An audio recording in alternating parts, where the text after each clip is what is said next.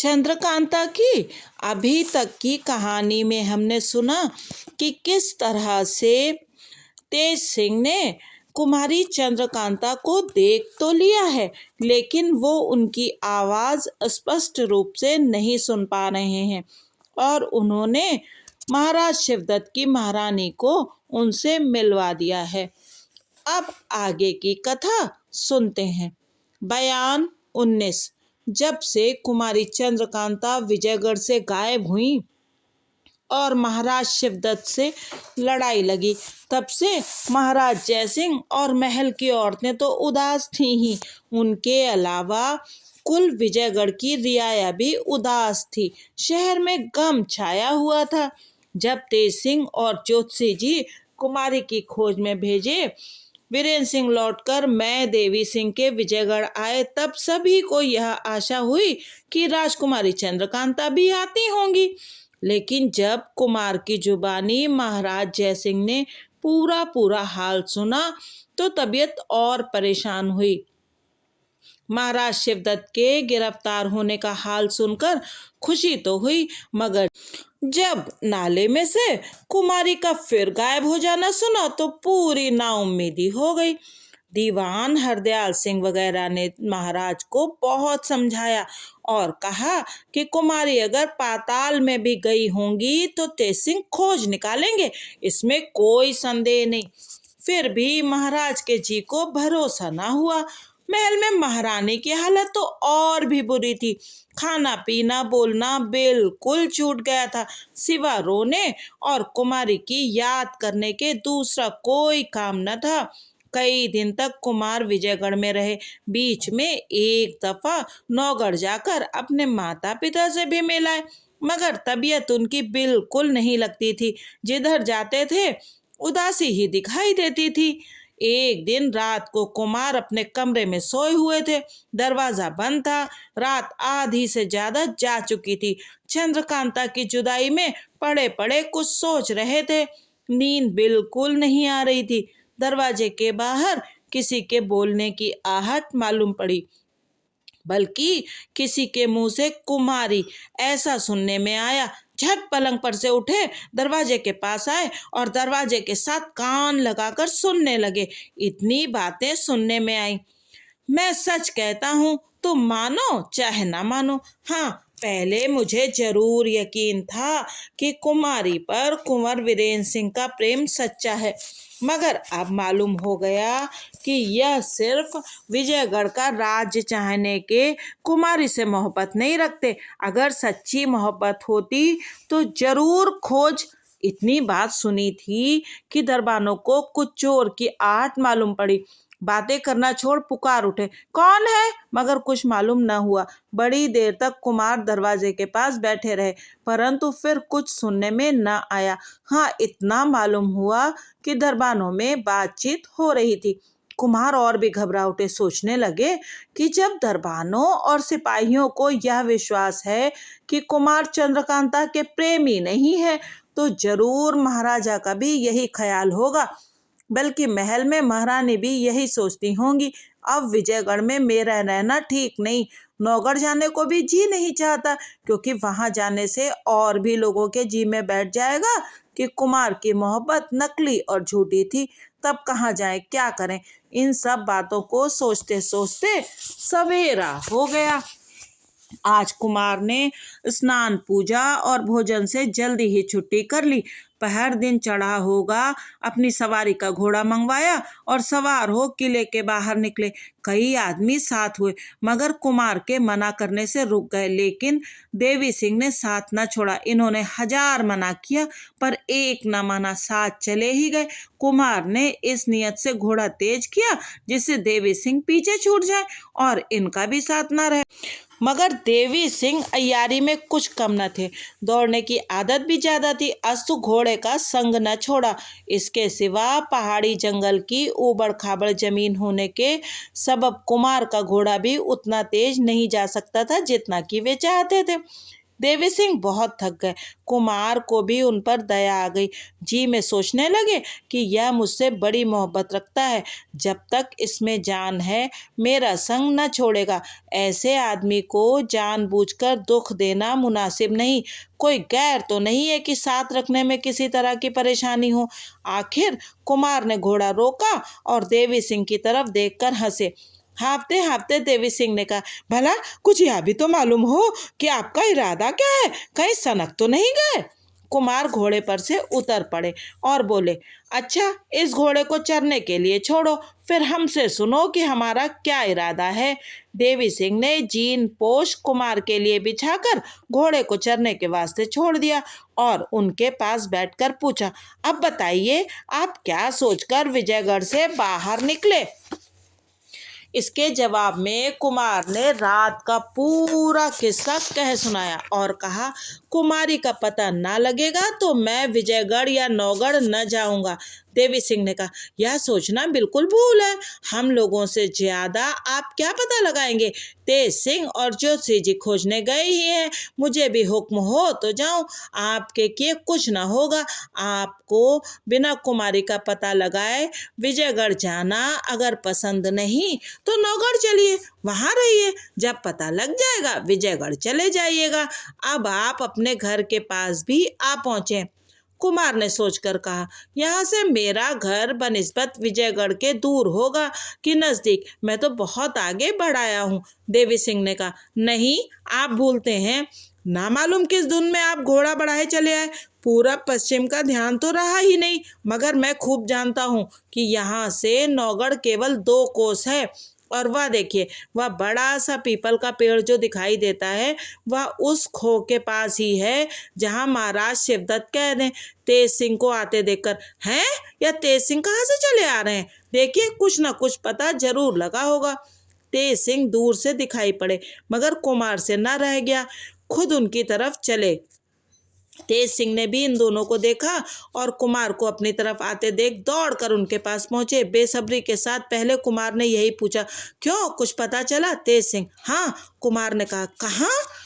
तेज सिंह, चलिए दिखाई देता हूँ। इतना सुनते ही कुमार तेज सिंह से लिपट गए और बड़ी खुशी के साथ बोले, चलो देखें। तेज सिंह, घोड़े पर सवार हो लीजिए। आप घबराते क्यों हैं, मैं तो आप ही को बुलाने जा रहा था, मगर आप यहाँ आकर क्यों बैठे। कुमार, इसका हाल देवी सिंह से पूछ लेना, पहले वहां तो चलो। देवी सिंह ने घोड़ा तैयार किया, कुमार सवार हो गए। आगे आगे तेज सिंह और देवी सिंह पीछे पीछे कुमार हुए और थोड़ी ही देर में खो के पास जा पहुंचे। तेज सिंह ने कहा, लीजिए, अब आपके सामने ही ताला खोलता हूँ। क्या करूँ, मगर होशियार रहिएगा, कहीं अय्यार लोग आपको धोखा देकर इसका भी पता न लगा लें। ताला खोला गया, तीनों आदमी अंदर गए। जल्दी जल्दी चलकर उस चश्मे के पास पहुंचे जहां ज्योतिषी जी बैठे हुए थे। उंगली के इशारे से बताकर तेज सिंह ने कहा, देखिए, वे ऊपर चंद्रकांता खड़ी है। कुमारी चंद्रकांता ऊंची पहाड़ी पर थी। दूर से कुमार को आते देख मिलने के लिए बहुत घबरा गई। यही कैफियत कुमार की भी थी। रास्ते का ख्याल तो किया नहीं, ऊपर चढ़ने को तैयार हो गए, मगर क्या हो सकता था। तेज सिंह ने कहा, आप घबराते क्यों हैं, ऊपर जाने के लिए रास्ता होता तो आपको यहाँ लाने की जरूरत ही क्या थी, कुमारी को ही ना ले जाते। दोनों की टकटकी बंद गई। कुमार वीरेंद्र सिंह कुमारी को देखने लगे और वह इनको दोनों की ही आंखों से आंसू की नदी बह चली। कुछ करते नहीं बनता। हाय, क्या टेढ़ा मामला है, जिसके वास्ते घर बार छोड़ा, जिसके मिलने की उम्मीद में पहले ही जान से हाथ धो बैठे, जिसके लिए हजारों सिर कटे, जो महीनों से गायब रहकर आज दिखाई पड़ी। उससे मिलना तो दूर रहा, अच्छी तरह बातचीत भी नहीं कर सकते। ऐसे समय में उन दोनों की क्या दशा थी वे ही जानते होंगे।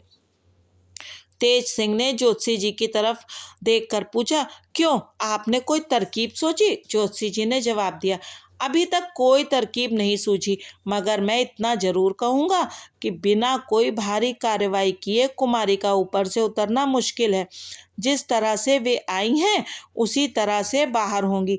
दूसरी तरकीब कभी पूरी नहीं हो सकती। मैंने रमल से भी राय ली थी, वह भी यही कहता है। सो अब जिस तरह हो सके कुमारी से यह पूछें और मालूम करें कि वह किस राह से यहाँ तक आई, तब हम लोग ऊपर चलकर कोई काम करें। यह मामला तिलिस्म का है, ये कोई खेल नहीं है। तेज सिंह ने इस बात को पसंद किया। कुमारी से पुकार कर कहा, आप घबराएं नहीं, जिस तरह से पहले आपने पत्ते पर लिखकर फेंका था उसी तरह अब फिर मुख्तसर में यह लिखकर फेंकिए कि आप किस राह से वहां पहुंची हैं। बयान 20। चपला तहखाने में उतरी। नीचे एक लंबी चौड़ी कोठरी नजर आई जिसमें चौखट थी, लेकिन किवाड़ के पल्ले नहीं थे। पहले चपला ने उसे खूब गौर करके देखा, फिर अंदर गई। दरवाजे के भीतर पैर रखते ही ऊपर वाले चौखटे के बीचों बीच से लोहे का एक तख्ता बड़े जोर के साथ गिर पड़ा। चपला ने चौंक कर पीछे देखा, दरवाजा बंद पाया। सोचने लगी, यह कोठरी है कि चूहेदानी। दरवाजा इसका बिल्कुल चूहेदानी के तौर पर है। अब क्या करें, और कोई रास्ता कहीं जाने का मालूम नहीं पड़ता। बिल्कुल अंधेरा हो गया, हाथ को हाथ दिखाई नहीं पड़ता। चपला अंधेरे में चारों तरफ घूमने और टटोलने लगी। घूमते घूमते चपला का पैर एक गड्ढे में जा पड़ा। इसके साथ ही कुछ आवाज हुई और दरवाजा खुल गया और कोठरी में रोशनी भी हो गई। यह वह दरवाजा नहीं था जो पहले बंद हुआ था, बल्कि एक दूसरा ही दरवाजा था। चपला ने पास जाकर देखा, इसमें भी कहीं किवाड़ के पल्ले नहीं दिखाई पड़े। आखिर उस दरवाजे की राह से कोठरी के बाहर वह एक बाग में पहुंची। देखा कि छोटे छोटे फूलों के पेड़ों में रंग बिरंगे फूल खिले हुए हैं। एक तरफ से छोटी नहर के जरिए से पानी अंदर पहुंचकर बाग में छिड़काव का काम कर रहा है, मगर क्यारियां इसमें की कोई भी दुरुस्त नहीं है। सामने एक बारादरी नजर आई, धीरे धीरे घूमती हुई वहां पहुंची। यह बारादरी बिल्कुल स्याह पत्थर से बनी हुई थी। छत, जमीन, खंबे सब स्याह पत्थर के थे। बीच में संगमरमर के सिंहासन पर हाथ भर का एक सुर्ख चौकोर पत्थर रखा हुआ था। चपला ने उसे देखा। उस पर यह खुदा हुआ था, यह तिलिस्म है, इसमें फंसने वाला कभी निकल नहीं सकता।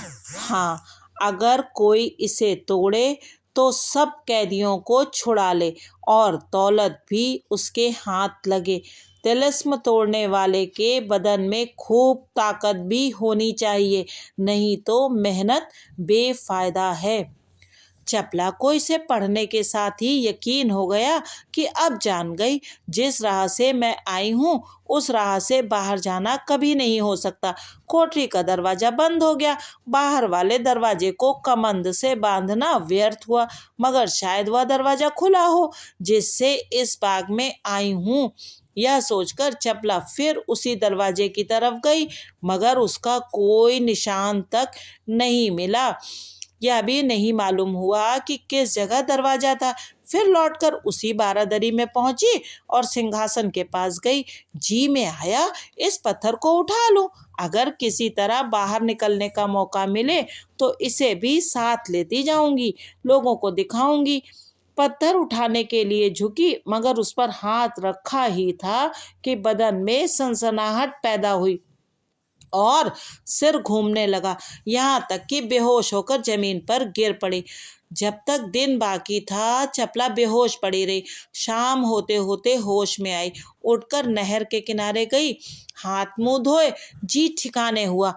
उस बाग में अंगूर बहुत लगे हुए थे, मगर उदासी और घबराहट के सबब में चपला ने एक दाना भी न खाया। फिर उसी बारादरी में जा पहुंची। रात हो गई और धीरे धीरे वह बारादरी चमकने लगी।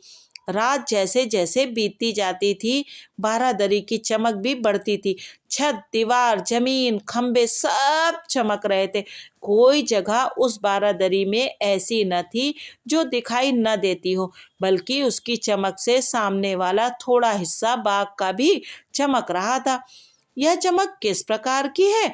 इसे जानने के लिए चपला ने जमीन, दीवार और खंभों पर हाथ फेरा, मगर कुछ समझ में न आया। फिर ताज्जुब, डर और नाउम्मीदी ने चपला को सोने न दिया। तमाम रात जागते ही बीती। कभी दीवार टटोलती, कभी उस सिंहासन के पास जाकर उस पत्थर को गौर से देखती जिसके छूने से बेहोश हो गई थी। सवेरा हुआ, चपला फिर बाग में घूमने लगी। उस दीवार के पास पहुंची जिसके नीचे से बाग में नहर आई थी। सोचने लगी, दीवार बहुत चौड़ी नहीं है, नहर का मुंह भी खुला है, इस राह से बाहर हो सकती हूँ। आदमी के जाने लायक रास्ता बखूबी है। बहुत सोचने विचारने के बाद चपला ने वही किया, कपड़े सहित नहर में उतर गई। दीवार से उस तरफ हो जाने के लिए गोता मारा। काम पूरा हो गया, अर्थात उस दीवार के बाहर हो गई। पानी से सिर निकाल कर देखा तो नहर को बाग के भीतर की बनिस्बत चौड़ी पाया। चपला पानी के बाहर निकली और देखा कि दूर सब तरफ ऊंचे ऊंचे पहाड़ दिखाई देते हैं, जिनके बीचों बीच से यह नहर आई है। दीवार के नीचे से होकर बाग के अंदर गई। चपला ने अपने कपड़े धूप में सुखाए। अय्यारी का बटुआ भीगा न था क्योंकि उसका कपड़ा रोगनी था। जब सब तरफ से लैस हो चुकी, वहां से सीधे रवाना हुई। दोनों तरफ ऊंचे ऊंचे पहाड़, बीच में नाला, किनारे पारिजात के पेड़ लगे हुए थे। पहाड़ के ऊपर किसी तरफ चढ़ने की जगह नहीं। अगर चढ़े भी तो थोड़ी दूर ऊपर जाने के बाद फिर उतरना पड़े। चपला नाले के किनारे रवाना हुई। दोपहर दिन चढ़े तक लगभग 3 कोस चली गई। आगे जाने के लिए रास्ता ना मिला क्योंकि सामने से भी एक पहाड़ ने रास्ता रोक रखा था, जिसके ऊपर से गिरने वाला पानी का झरना नीचे नाले में आकर बहता था। पहाड़ी के नीचे एक दालान था जो अंदाज में 10 गज लंबा और गज भर चौड़ा होगा। गौर के साथ देखने से मालूम होता था कि पहाड़ काटकर बनाया गया है। इसके बीचों बीच पत्थर का एक अजदहा अजगर था जिसका मुंह खुला हुआ था और आदमी उसके पेट में बखूबी जा सकता था। सामने एक लंबा चौड़ा संगमरमर का साफ चिकना पत्थर भी जमीन पर जमाया हुआ था। अजदहा को देखने के लिए चपला उसके पास गई। संगमरमर के पत्थर पर पैर रखा ही था कि धीरे धीरे अजगर ने दम खींचना शुरू किया और कुछ ही देर बाद यहाँ तक खींचा कि चपला के पैर न जम सके। वह खींचकर उसके पेट में चली गई, साथ ही बेहोश भी हो गई। जब चपला होश में आई तो उसने खुद को एक कोठरी में पाया जो बहुत तंग, सिर्फ 10-12 आदमियों के बैठने लायक होगी। कोठरी की बगल में ऊपर जाने के लिए सीढ़ियां बनी हुई थी। चपला थोड़ी देर तक अचंभे में भरी हुई बैठी रही। तरह तरह के ख्याल उसके जी में पैदा होने लगे। अक्ल चकरा गई कि यह क्या मामला है। आखिर चपला ने खुद को संभाला और सीढ़ी के रास्ते छत पर चढ़ गई। जाते ही सीढ़ी का दरवाजा बंद हो गया। नीचे उतरने की जगह न थी। इधर उधर देखने लगी।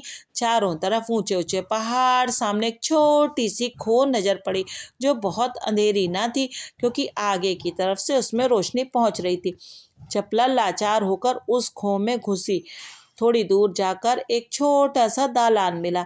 यहाँ पहुंचकर देखा कि कुमारी चंद्रकांता बहुत से बड़े बड़े पत्ते आगे रखे हुए बैठी हैं और पत्तों पर पत्थर की नोक से कुछ लिख रही हैं। नीचे झांक कर देखा तो बहुत ही ढलवां पहाड़ी, उतरने की जगह नहीं।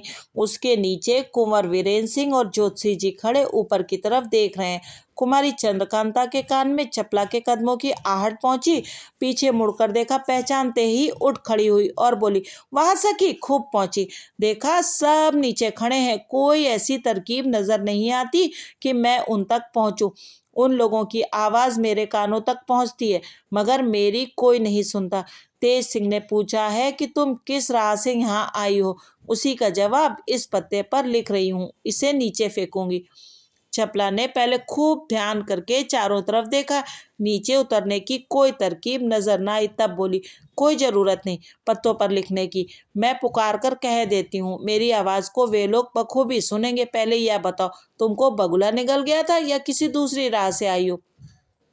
कुमारी ने कहा, हाँ, मुझको वही बगुला निगल गया था जिसको तुमने उस खंडहर में देखा होगा। शायद तुमको भी वही निगल गया हो। चपला ने कहा, नहीं, मैं दूसरी राह से आई हूँ। पहले उस खंडहर का पता इन लोगों को दे दूं, तब बातें करूं, जिससे ये लोग भी कोई बंदोबस्त कर सकें और हम लोगों के छुड़ाने का प्रयत्न करें। जहां तक मैं सोचती हूँ, मालूम होता है कि हम लोग कई दिनों तक यहाँ फंसे रहेंगे। खैर, जो होगा देखा जाएगा।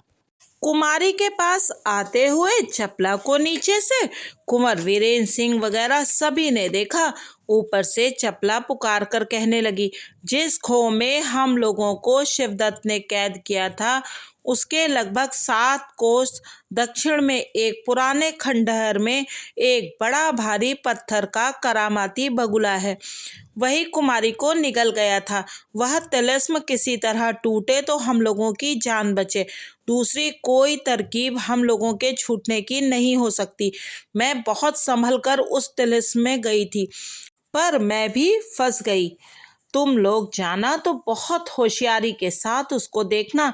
मैं यह नहीं जानती कि वह खोर चुनारगढ़ से किस तरफ है। हम लोगों को दुष्ट शिवदत्त ने कैद किया था।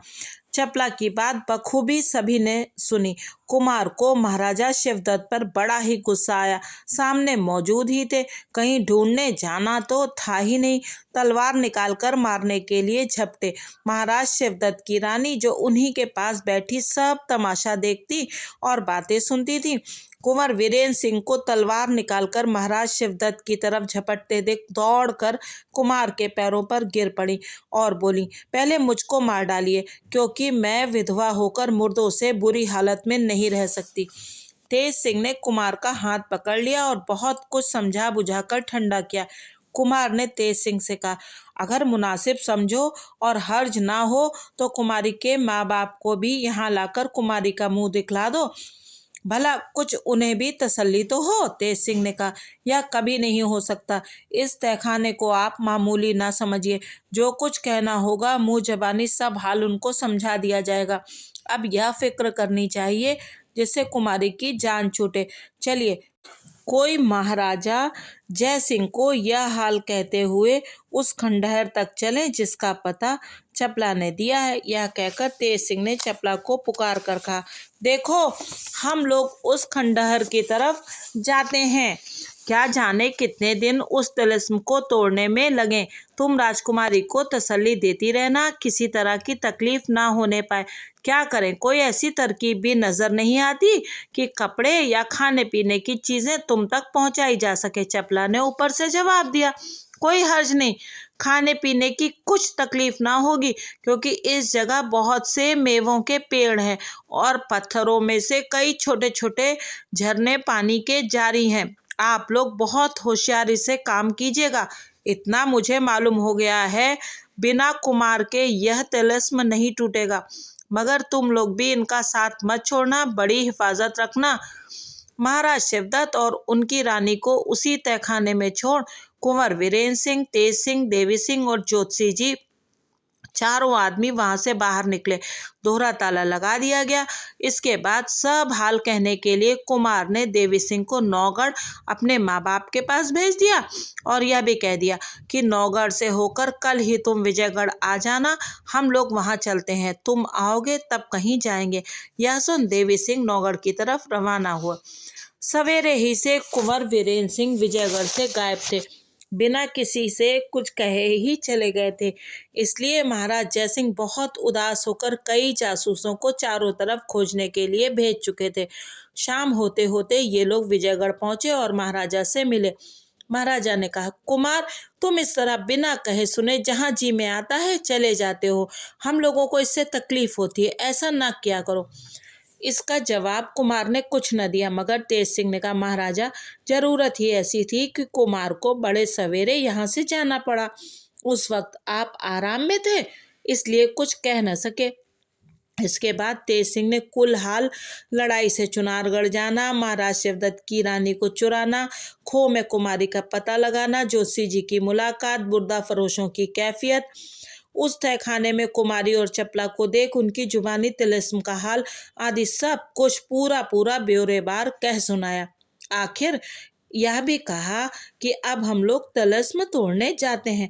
इतना लंबा चौड़ा हाल सुनकर महाराजा हैरान हो गए। बोले, तुम लोगों ने बड़ा ही काम किया, इसमें कोई शक नहीं, हद के बाहर काम किया। अब तिलिस्म तोड़ने की तैयारी है, मगर वह तिलिस्म दूसरे के राज्य में है।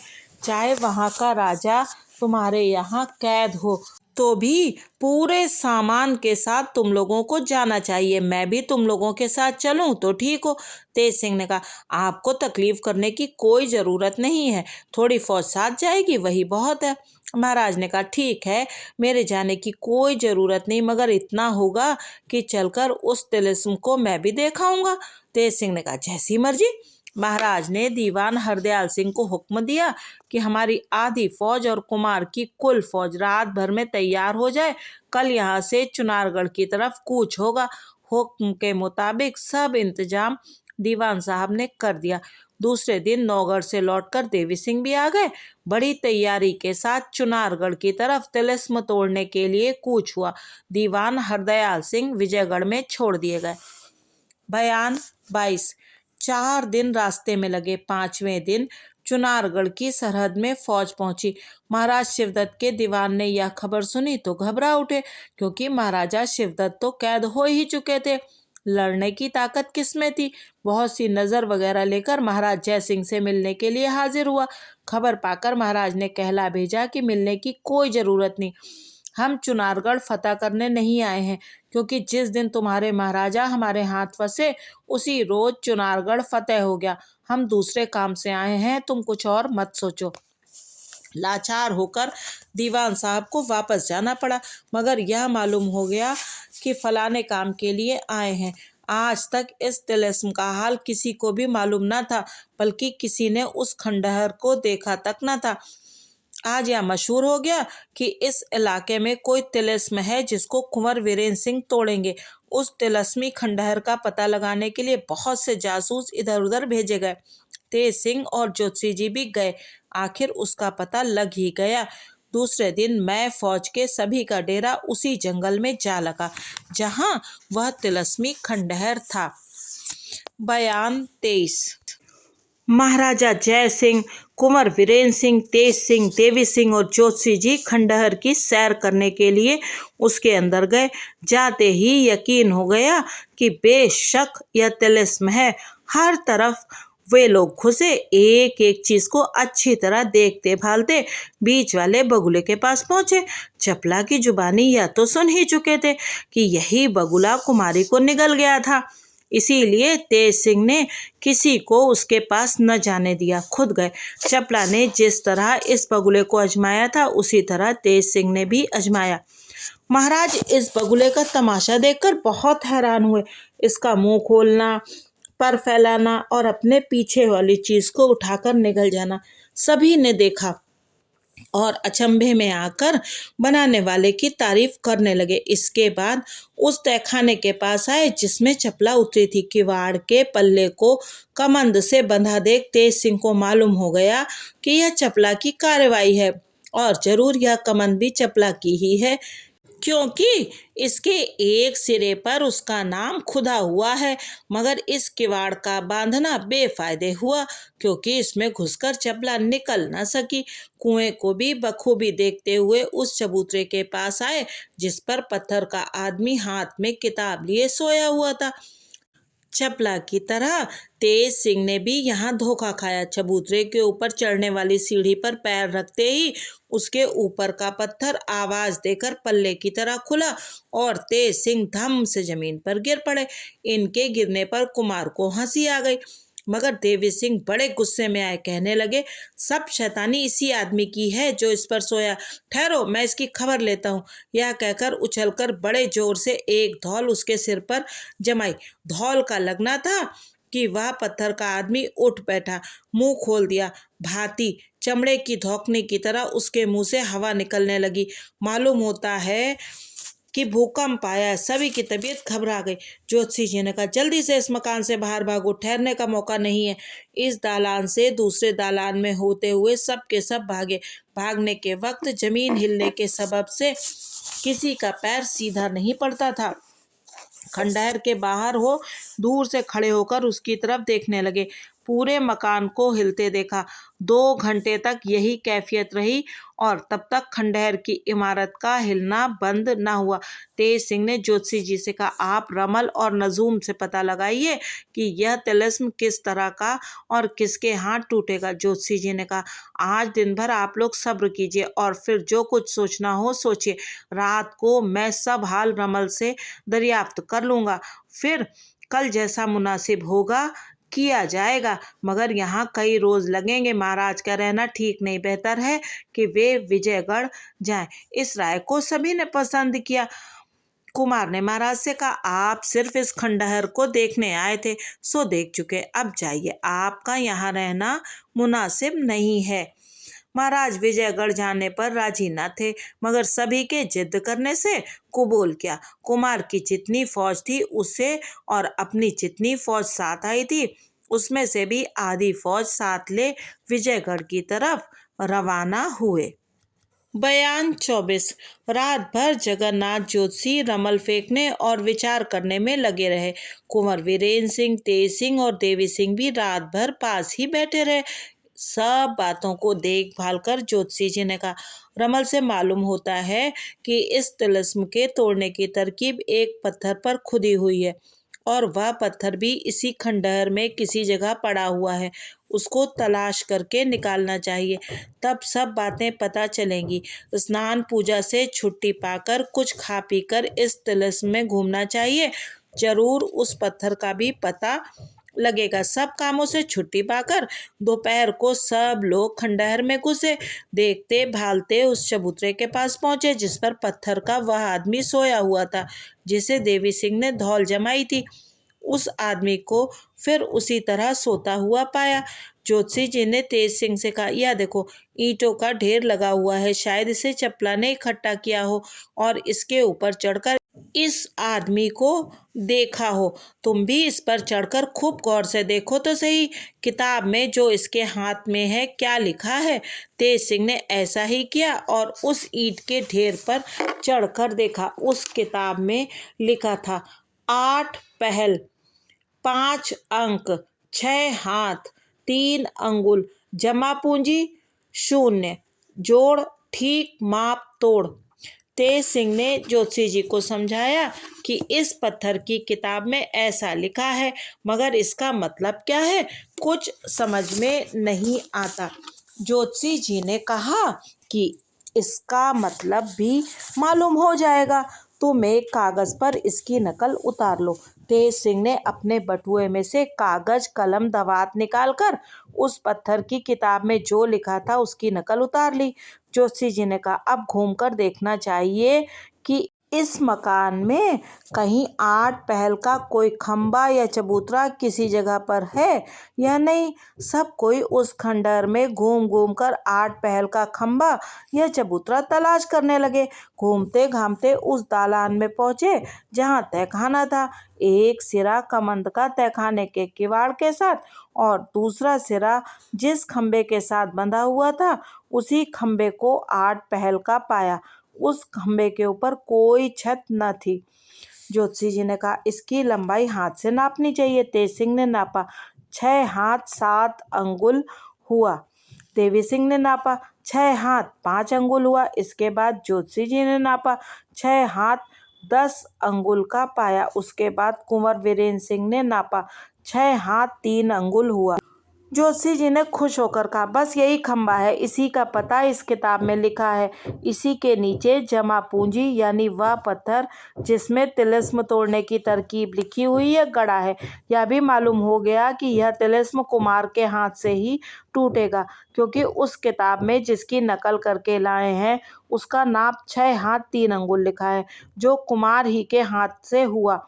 इससे मालूम होता है कि यह तिलिस्म कुमार के ही हाथ से फतेह भी होगा। अब इस कमंद को खोल डालना चाहिए जो इस खंबे और किवाड़ के पल्ले में बंधी हुई है। तेज सिंह ने कमंद को खोलकर अलग किया। ज्योतिषी जी ने तेज सिंह की तरफ देखकर कहा, सब बातें तो मिल गईं, 8 पहल भी हुआ और नाप से 6 हाथ 3 अंगुल भी।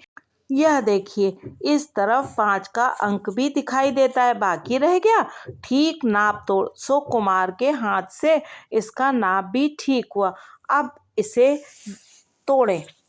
कुंवर वीरेंद्र सिंह ने उसी जगह से एक बड़ा भारी पत्थर चूने का ढांका ले लिया, जिसका मसाला सख्त और मजबूत था।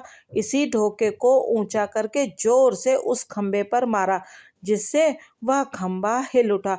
2-3 दफा में बिल्कुल कमजोर हो गया। तब कुमार ने बगल में दबाकर जोर दिया और जमीन से निकाल डाला।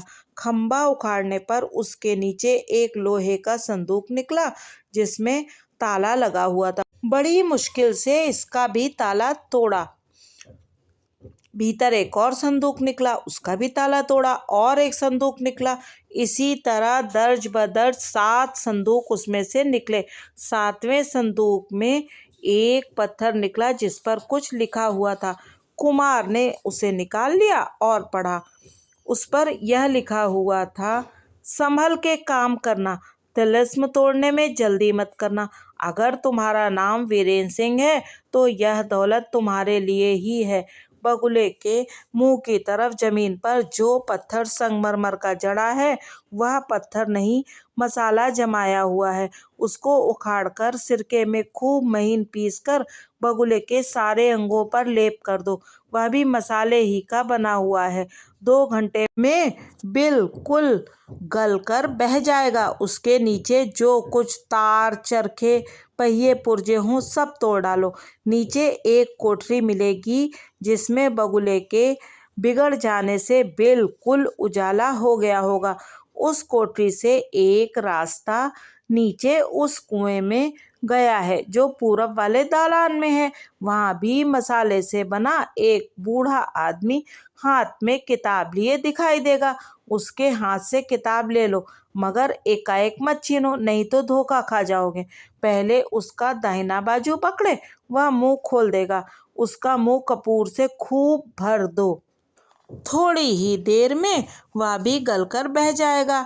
तब किताब ले लो। उसके सब पन्ने भोजपत्र के होंगे। जो कुछ उसमें लिखा हो वैसा ही करो।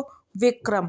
कुमार ने पढ़ा। सभी ने सुना। घंटे भर तक तो सिवा तिलिस्म बनाने वाले की तारीफ के किसी की जुबान से दूसरी बात न निकली। इसके बाद यह राय ठहरी कि अब दिन भी थोड़ा रह गया है, डेरे में चलकर आराम किया जाए। कल सवेरे ही सब कामों से छुट्टी पाकर तिलिस्म की तरफ झुके। यह खबर चारों तरफ मशहूर हो गई कि चुनारगढ़ के इलाके में कोई तिलिस्म है, जिसमें कुमारी चंद्रकांता और चपला फंस गई हैं। उनको छुड़ाने और तिलिस्म तोड़ने के लिए कुंवर वीरेंद्र सिंह ने मैं फौज के उस जगह डेरा डाला हुआ है। तिलिस्म किसे कहते हैं, वह क्या चीज है, उसमें आदमी कैसे फंसता है, कुंवर वीरेंद्र सिंह उसे कैसे तोड़ेंगे, इत्यादि बातों को जानने और देखने के लिए दूर दूर के बहुत से आदमी उस जगह इकट्ठे हुए, जहां कुमार का लश्कर उतरा हुआ था। मगर खौफ के मारे खंडहर के अंदर कोई पैर नहीं रखता था, बाहर से ही देखते थे। कुमार के लश्कर वालों ने घूमते फिरते कई नकाबपोश सवारों को भी देखा, जिनकी खबर उन लोगों ने कुमार तक पहुंचाई। पंडित बद्रीनाथ, अहमद और नाजिम को साथ लेकर महाराज शिवदत्त को छुड़ाने गए थे। तहखाने में शेर के मुंह से जुबान खींच किवाड़ खोलना चाहा, मगर न खुल सका, क्योंकि यहाँ तेज सिंह ने दोहरा ताला लगा दिया था। जब कोई काम न निकला, तब वहां से लौटकर विजयगढ़ गए।